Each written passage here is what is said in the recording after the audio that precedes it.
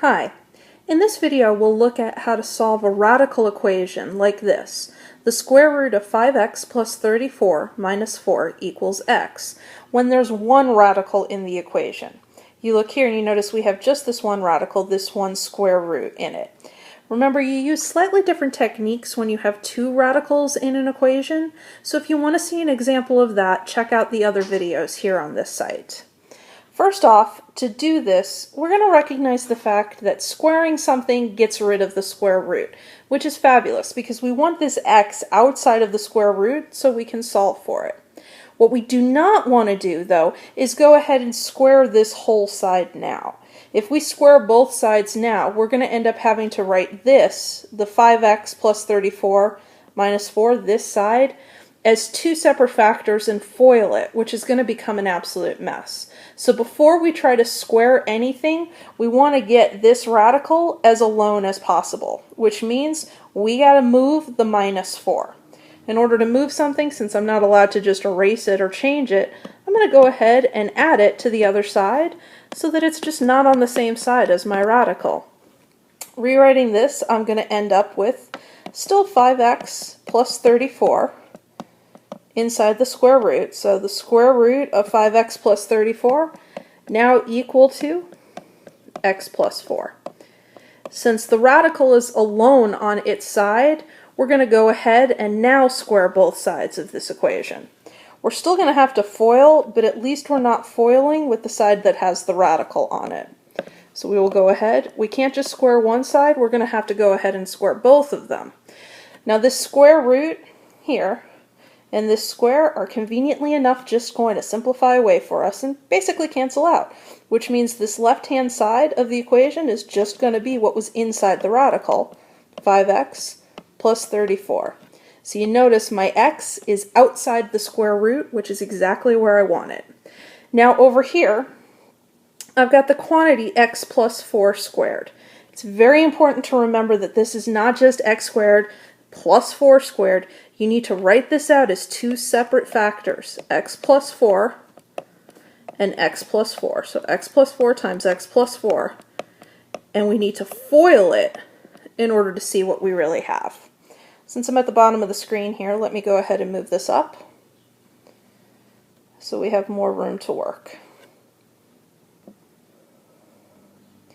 Alright, this side, 5x plus 34, nothing to simplify. On the other side, I'm going to want to go ahead and FOIL that out, which is going to give me x times x, so x squared, plus 4x, plus 4x, plus 4 times 4, which is 16. Now, before I start moving things, let's combine any like terms that I've got on that side. So 5x plus 34 now will be equal to x squared plus 8x plus 16. This is a quadratic equation. We know that because we have this x squared term right here, and that's the largest degree, the largest power we have. So in order to solve a quadratic equation, we've got a few options, but all of them involve getting everything to one side first. We want this equal to 0 before we start trying to solve it. So I'm going to subtract 5x from both sides so that I can move them over here. And I'm going to go ahead and subtract the 34 from both sides so that I get everything canceling out on this left-hand side. You notice these will go, and I end up with 0, which is what I want, equal to x squared plus 3x. 16 minus 34 is going to give me minus 18. This is the quadratic that we want to solve. And since it's equal to 0, we have a few options, but I think here we can factor, and that's always the easiest one to use if you can. To factor this, since our leading coefficient here is a 1, there's no number in front of the x squared, we can go ahead and use sort of a shortcut to do it. What we're going to look for is two numbers that multiply to negative 18 and add up to positive 3. That's what we're going to use to make our factor. So two numbers that multiply to negative 18 but add up to positive 3 are going to be positive 6 and negative 3. Since we have these two here being multiplied equal to 0, we know from the zero product rule that that means x plus 6 is 0, or potentially x minus 3 is 0, because the only way to get a product that equals 0 is one of those has got to be 0. So we solve both of these small linear equations, and we end up with potential answers for our problem. This first one, if x plus 6 equals 0, this tells me that x equals -6. Here, if x minus 3 equals 0, that tells me that x equals 3.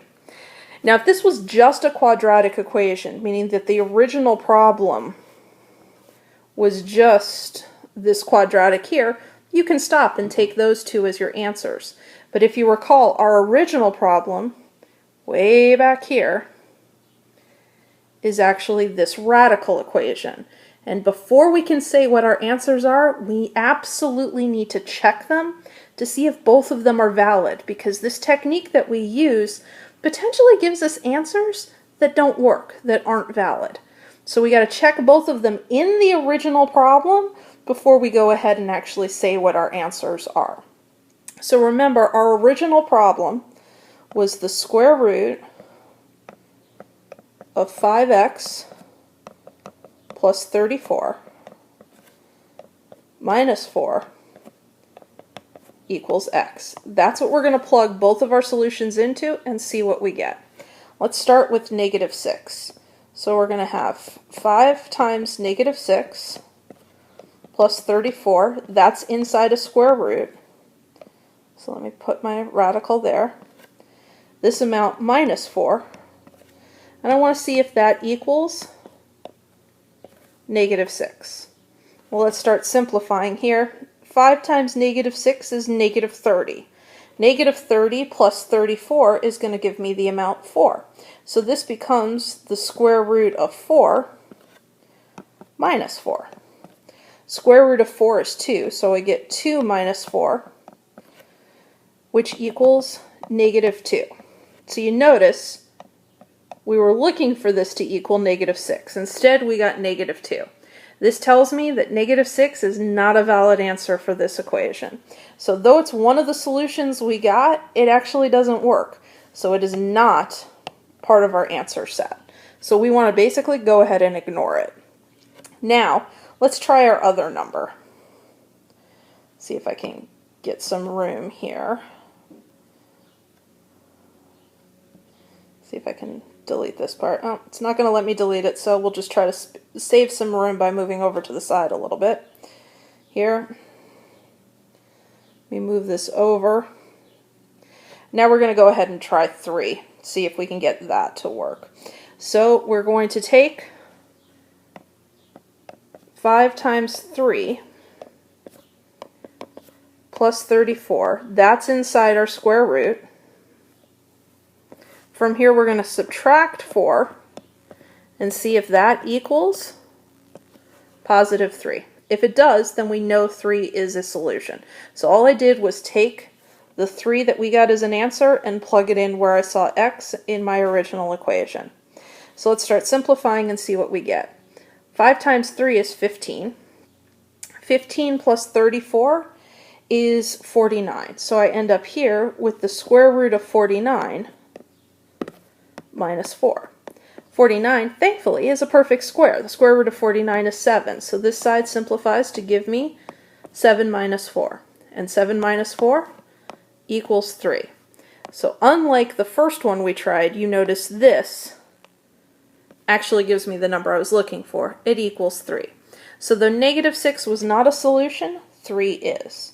So the solution to our problem here is not both numbers, but just this one. X equals 3.